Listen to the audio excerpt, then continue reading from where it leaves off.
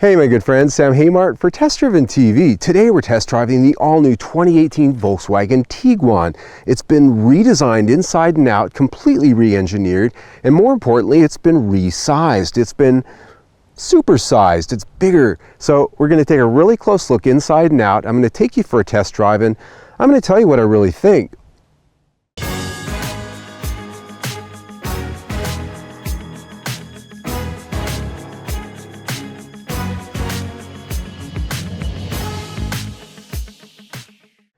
Before we get out on the test drive, we have to talk about what we're looking at here.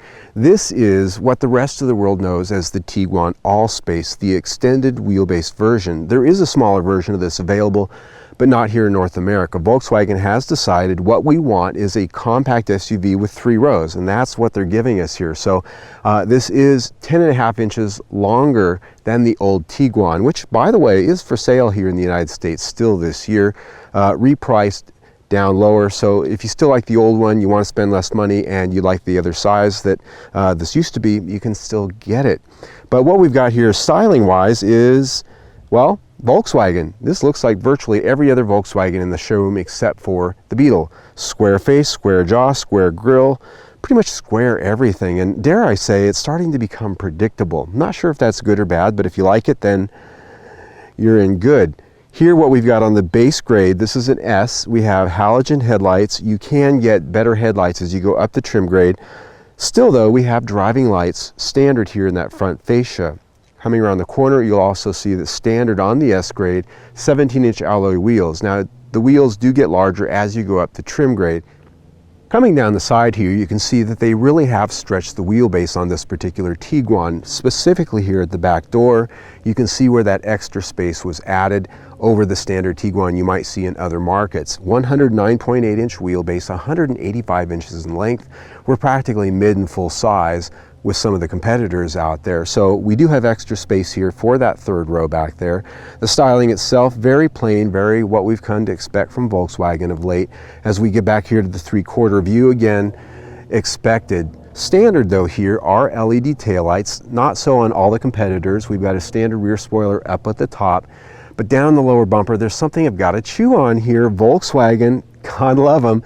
This is the second product now that I've seen. First it was the Atlas, now this one that has fake exhaust pipes. Those tips there in the lower bumper are entirely fabricated fake ornamental devices. There's not even a real pipe anywhere close or attached to them. As you can see with my inset, the exhaust pipe dumps out ahead of the bumper, not even part of the picture there.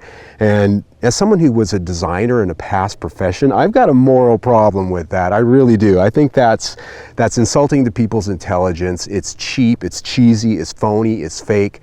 And frankly, Volkswagen, if you're watching this, shame on you. Shame on you. I don't expect this from you. I expect this from an American brand, maybe one of the lesser Japanese brands, but Volkswagen, really? Is this how you're going to build products from now on? If so, bad. One of the things I love is that they've given us a base grade here, the S. And I love that because most of the time when I get press vehicles, they're always fully loaded, highly trimmed with leather, heated and ventilated seats, all the options and high-end trims. It's nice sometimes to get the base grade or the mid grade and see what most people actually buy and test it as such. So what we've got here, cloth seats. Don't see that very often with Volkswagen. It's something that they're slowly rolling into their product line to get prices down instead of the leatherette. Here, this has a nice diamond embossed pattern that's actually pretty pleasing to the eye. The one thing I would point out in this particular vehicle here, it's a very light gray color, almost white, and it does tend to show the dirt and the stains very easily. So if that's something you're concerned about, you might get the darker color. Very pleasing to the eye though. These seats, these are manually adjustable, not power seats here in the S. They're very comfortable though. They're typical Volkswagen seats. They have a nice firm grip on you, and they do have a height adjustment, but there are a few things missing here in this overall interior. It's very austere. You'd expect that in a base grade, but the design and some of the feature content still, Volkswagen has always had an adjustable armrest here in the center. No longer. They've deleted that. This is just a fixed armrest. Also, I've got a plastic steering wheel here. We're at nearly $27,000. I tend to start expecting leather in my hands at this price, but it does adjust. It does have controls here on it for your audio and the information screen up ahead. You've got a 2-dial cluster up here with a TFT information display in the center. You can customize that for any number of things, very typical of Volkswagens. And the center stack here, again, very typical of Volkswagen design. It's very simple. Manual controls for the HVAC, which I do tend to like. A nice big cubby down here for your phone. There's a USB port down there to plug it in. It's nice and big and easy to get to. I love that. This does have an electric parking brake and the auto on-off engine switch here, so you can disable that system if you don't like it. Cup holders down here in the center, nice and low, so you can have tall cups here from the gas station. They won't affect being able to reach the shifter. When it comes to storage, inside the console here, not a very large bin. You'd expect that with an SUV. It just really isn't that large. It's deep, but you could put a water bottle in there vertically, but only maybe 1 or 2 of them. There just isn't a lot of space there. Volkswagen has been somewhat criticized in the past few years for having very basic interior design. I'd call this austere, certainly not feeling upscale. The materials, you do have soft touch materials in all the right places. It doesn't feel cheap when you start putting your hands on it, but it certainly doesn't look like the premium experience some of the brands out there offer. Your rear seat passengers are going to find plenty of space back here in the second row because they've lengthened this vehicle to make room for that third row back there. And as you can see here, the seating height is pretty good. My knees are not perched up, so it actually feels quite natural. I will point out though that these are pretty flat seats and they're pretty firm. Not a lot of bolstering is sitting down in them. You're definitely sitting on top of them. Now you've got adjustments here, and you've got a sliding adjustment fore and aft, and you've also got down here the rear seat back rake adjustment, and that's for a couple of reasons. One, so your second row passengers can get comfortable, but also for your third row passengers because this can slide forward and give them more space. As you can see from the inset there, it is a pretty compact third row back there. I think really honestly for kids, you can put some adults back there, but they're not going to want to be there on a cross-country trip. Again, you can slide the second row up to make more space for them, and to get in and out of that third row, these seats do slide forward and lean forward so that you can get easy ingress and egress back there. So that's pretty well done, I'd say, and pretty good amenities back here for this class. I do have HVAC vents. There is a 12-volt port, no USB ports, at least here in the S model. Plenty of headroom, plenty of legroom. They've managed to do a good job in terms of design and providing utility here. When it comes to utility, that third row back there, it folds down in a 50-50 split. This second row here is a 40-20-40, so the center can fold down, so if you have outboard passengers, you can put long items like skis or maybe some 2x4s from the home store in, or you can fold the entire thing down for a fully flat load floor, about 65 cubic feet, which is class leading in this particular class because we've got this extra length inside here.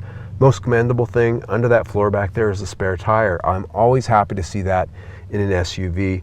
And that's notable here because some of the vehicles in this class that have 3 rows, when you go for that third row seat back there, you lose the spare.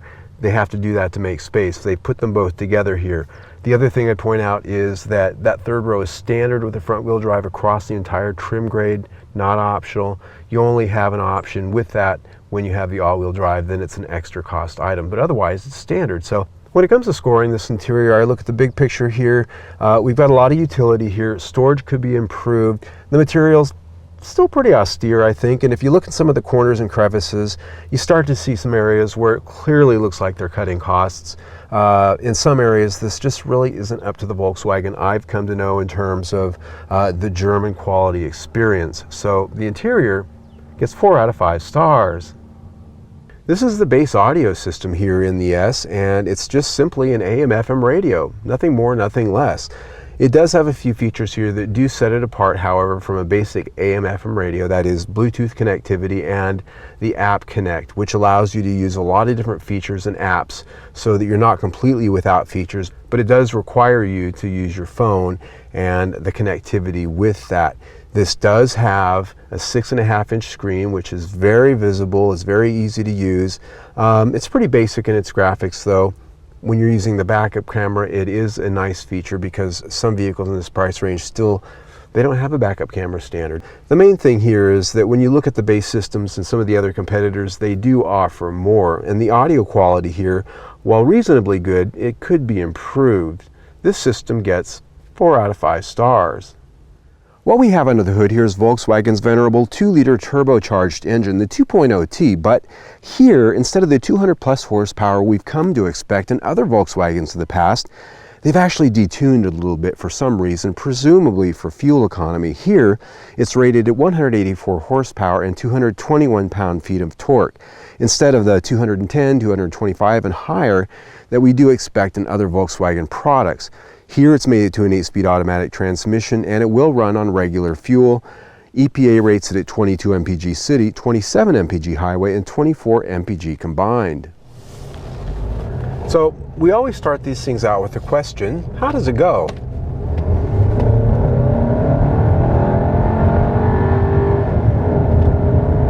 Reasonably good.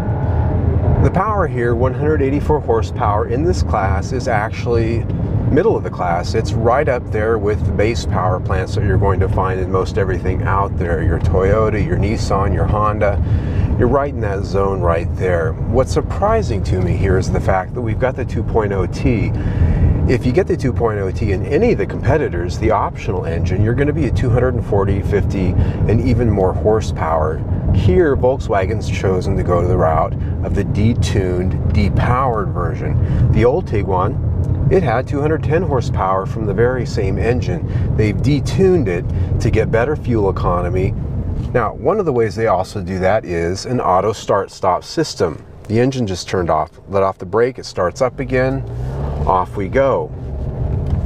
One of the problems with this auto start system is that it's very abrupt. It's one of the least refined auto start stop systems I've had in any vehicle. It makes the whole vehicle shudder.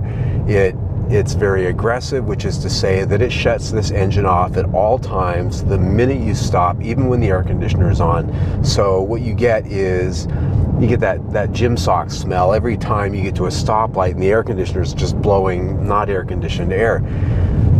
Then when you let off the brake and start again, it shudders back to life. And then you combine it with this transmission, 8-speed automatic transmission, much better than a CVT in most cases, but for some reason this transmission, in my week of driving it, I found it to be very rough, very abrupt in its shifting, and you can actually hear it clunking in and out of gear sometime, and when you really put your foot down, it just has a very sort of jerky power delivery. Now, you can also hear that this engine actually makes quite a bit of noise. And I don't know if it's a lack of sound deadening here or if it's the tuning of this engine to get better fuel economy. And even though this is virtually the same engine that I've tested in several other Volkswagens even this year, where I praise the engine for its smoothness and its quiet refinement, this thing sounds like a blender full of rocks. And I'm sorry to say that, but yeah, I gotta be honest. I'm a journalist. I'm here to report on what I experience. And if I'm honest, it's disappointing in a lot of different ways. So we've got an engine here that's noisier than the other 2.0Ts. It's less powerful. It's hooked to a transmission that's not nearly as refined as I've come to expect in other Volkswagens. It does get better fuel economy than last year's Tiguan that was smaller and had more power. Rated at 24 mpg combined, in my week with it, I actually achieved 26. So big bonus there for that, but the price you pay is refinement and everyday enjoyment driving around. It's just a very disappointing powertrain, at least in terms of refinement and what I've come to expect from the brand. So powertrain score is 3 out of 5 stars. When it comes to ride and handling, I've also been a little bit amazed at how much different this feels than some of the other vehicles I've driven recently that are based on this Volkswagen MQB architecture. This architecture is something that underpins all the latest Volkswagen products, the Golf family, as well as the Atlas, the full-size SUV we just tested a few months ago that actually made it to our I'd buy it list. That vehicle worked very well with this chassis. Here what they've done, and I don't know if it's cost cutting or if it's just tuning or lack of development because maybe they're trying to save too much money and they're not dotting all their I's and crossing their T's. This chassis is very noisy. When you go over speed bumps, when you go over those speed humps in neighborhood streets, it crashes and it creaks, and it just really transmits a lot of noise and harshness up into this cabin that I've never experienced in a Volkswagen, let alone one of the newer ones on this new chassis. And so when you're driving around your neighborhood, it's not nearly as refined as some of the other Volkswagens I've recently tested. And then the steering, it just has this lifelessness to it that I'd compare to a Toyota of 10 years ago. Even the new Toyotas that we have now have really good steering feel, and they have chassis tuning that feels alive and has a magic to it. And this, man, I hate to say it, you know, driving around the neighborhood and out on the highway, it has a dead, lifeless feeling to it that that you combine with that harshness over bumps and whatnot. It's almost rental grade. But the real test of any SUV is when you take it off the pavement.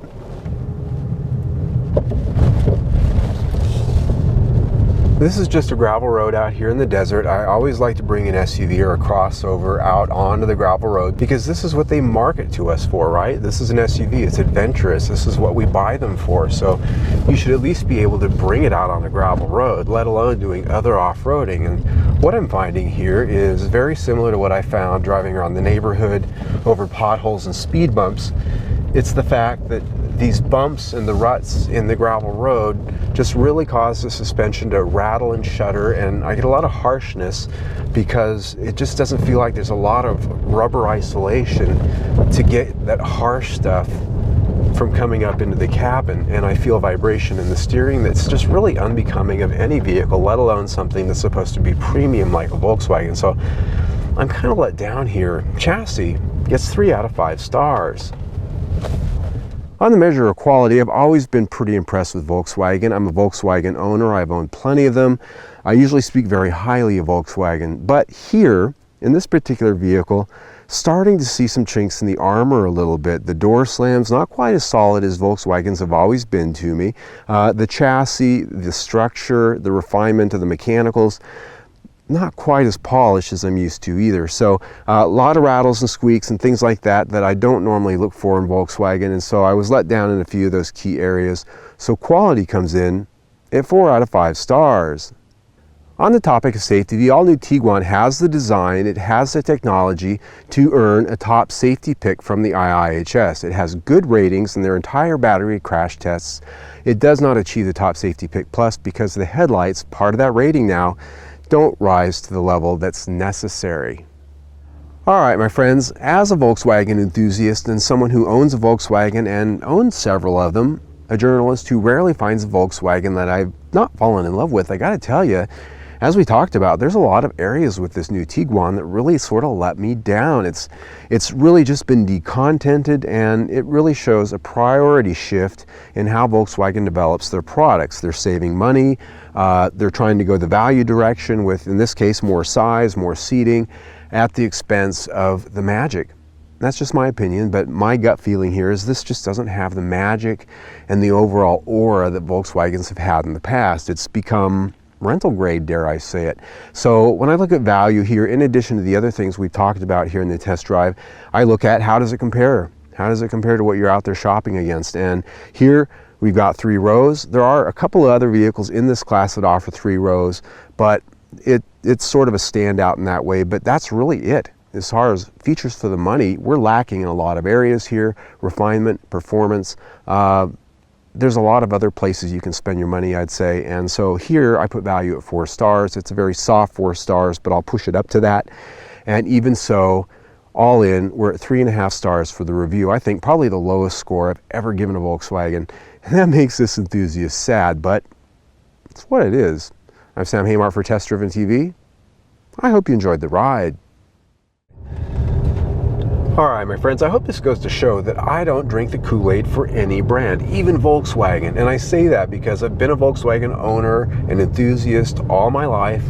Whenever I test drive a Volkswagen, most often I fall in love with them. I put them on our I'd buy it list, which is the top honor here at Test Driven TV. But this one obviously just didn't measure up, and I'm not afraid to say so, even when it's Volkswagen. So Just know that when I look at any new car, when I test drive it, I'm looking at it with open eyes and open heart, and that score sheet is a clean sheet of paper. It's not pre-filled in. It's because I'm looking to provide a service for my viewers, people shopping for cars, that need to know what somebody who knows about cars thinks about it.